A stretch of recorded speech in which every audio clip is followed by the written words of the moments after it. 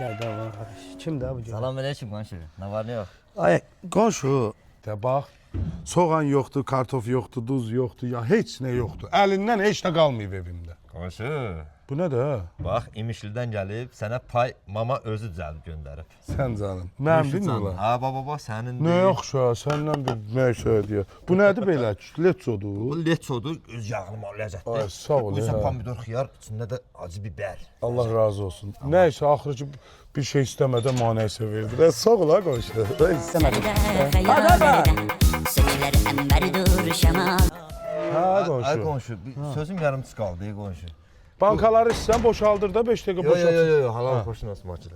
Bu Wi-Fi-nin kodunu ver də mənə. Hə, deyirəm də sən bir dəfə mənim sada sözüm yoxdur. 8 dənə 0, get. Ay, çox sağ ol. Yaxşı ki bir dənə şey verdin, heç çoraba verdin.